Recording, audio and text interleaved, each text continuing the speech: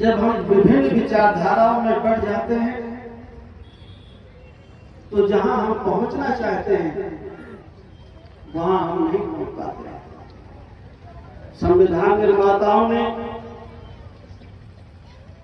और जिन लोगों ने, जिन महापुरुषों ने हमें वोट का अधिकार दिया, वो ये सोच के वोट का अधिकार दिया कि देश के जो गरीब कमजोर लोग हैं, किसान हैं, मजदूर हैं, जिनकी आबादी इस देश में लगभग 90% के करीब है, अगर इकट्ठा होकर के अपने वोट को एक जगह डाल करके अपनी मर्जी की सरकार बना लेते हैं तो अपना भी हित करेंगे और उनकी तरह जितने गरीब कमजोर लोग हैं उनका भी हित करेंगे। लेकिन आजादी के 76 साल बाद भी जिनके ज्यादा वोट हैं वो हार जाते हैं और जिनके कम वोट हैं वो जीत जाते हैं। और फिर ज्यादा वोट वाले कहते हैं कि हमारा परगना मजिस्ट्रेट नहीं सुन रहा, थाने का दरोगा हमारी नहीं सुन रहा, तहसीलदार नहीं सुन रहा, हमारा उत्पीड़न होता है, हमें परेशान किया जाता है। लेकिन इसका जिम्मेवार कौन है? इसके जिम्मेवार तो हम ही हैं। हम ऐसे लोगों को जिता करके सत्ता में भेजते हैं जो नहीं चाहते हैं कि हमें इंसाफ मिले, जो नहीं चाहते हैं कि हमारे बच्चे जीवन के हर क्षेत्र में आगे बढ़े, जो नहीं चाहते हैं हमारे बच्चों को रोजगार मिले, जो नहीं चाहते हैं हमारे बच्चों को अच्छी शिक्षा मिले। हमारे देश का संविधान कहता है कि ये सरकार की जिम्मेदारी होगी कि हमारे देश में कोई अशिक्षित बच्चा नहीं रहे। फ्री शिक्षा का कंसेप्ट है हमारे संविधान में, लेकिन संविधान को लागू तो वही करेगा जो वोट से जीत करके जाता है। और जीत के ऐसे लोग गए, सत्ता में ऐसे लोग गए, सरकार बनाने का मौका ऐसे लोगों को मिला आजादी के बाद जिन्होंने कभी नहीं चाहा कि इस देश का गरीब का कमजोर का बच्चा पढ़ करके उनके बच्चों की बराबरी में आ जाए। भगवान बुद्ध ने पूरी जिंदगी लड़ाई लड़ी, गरीब और कमजोर की लड़ाई लड़ी। ये बहुजन शब्द जो आपको मिला है ये भी हाल का नहीं है, ये बहुजन शब्द भगवान बुद्ध का दिया हुआ है। बहुजन हिताय बहुजन सुखाय, वहां से लिया हुआ शब्द है। भगवान बुद्ध ये जानते थे कि हम कितनी भी कोशिश करें 100% लोगों का हित नहीं हो सकता है। हमारी कोशिश हो कि ज्यादा से ज्यादा लोगों का हित हो, ज्यादा से ज्यादा लोगों को खुशी हो, तो उन्होंने कहा था बहुजन हिताय बहुजन सुखाय। और उस रास्ते पर अगर हम चले और हम जागरूक हों और अगर हम अपने वोट को बेचना बंद करें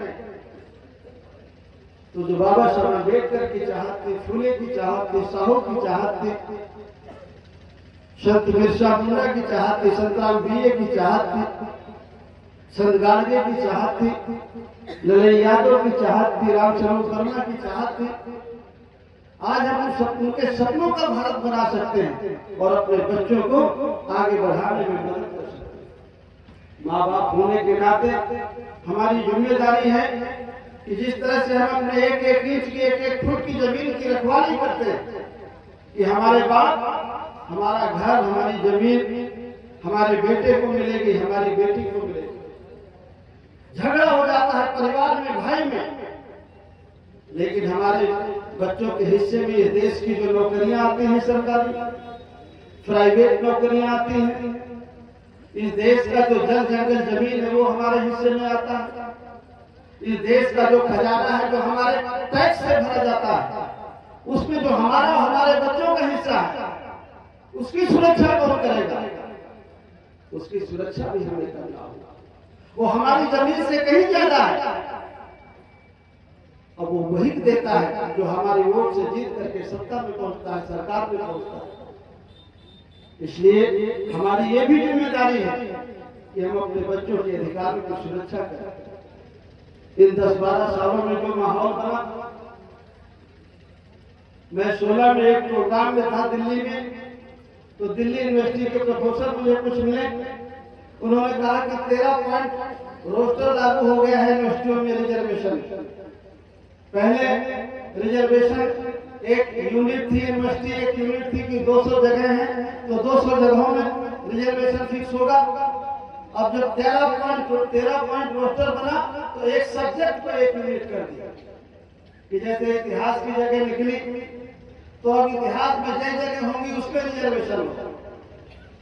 तो इतिहास की एक विषय की जगह निकलेगी, एक निकलेगी, 2 निकलेगी, 3 निकलेगी, कितने प्रोफेसर की जगह निकलेगी। और कहा 1, 2, 3 जनरल, चौथा ओबीसी, 5, 6 जनरल, 7वां एससी, फिर 8, 9, 10, 11 जनरल, फिर 12वां एसटी। अब 3 से कभी एक विषय की जगह ज्यादा निकलेगी नहीं तो न 9 मन तेल होगा न राधा नाच। यूनिवर्सिटी का रिजर्वेशन सरकार ने खत्म कर दिया और हमको पता भी नहीं चला, हम विरोध भी नहीं कर पाए, बहुत सारे हमारे बच्चों को जानकारी भी नहीं हुई। जैसे किसान 3 कृषि कानून लागू हुए, बहुत सारे किसानों को, हम लोग बुंदेलखंड के हैं, हम लोगों को तो पता भी नहीं चला कि कृषि कानून कौन है 3, इससे हमारा फायदा है कि नुकसान है। और जिन लोगों ने लड़ाई लड़ी 700 किसानों ने जान दी और उसका फायदा हमको भी हम तो उस लड़ाई में भाग भी नहीं लिए। इसलिए हमारे ये कहना हूं कि हमारे अधिकारों के लिए बहुत सारे लोग आज भी लड़ते हैं, जान देते हैं और हमें पता भी नहीं चलता कि कौन हमारे अधिकारियों की लड़ाई लड़ रहा है। हम जाने अनजाने में अपने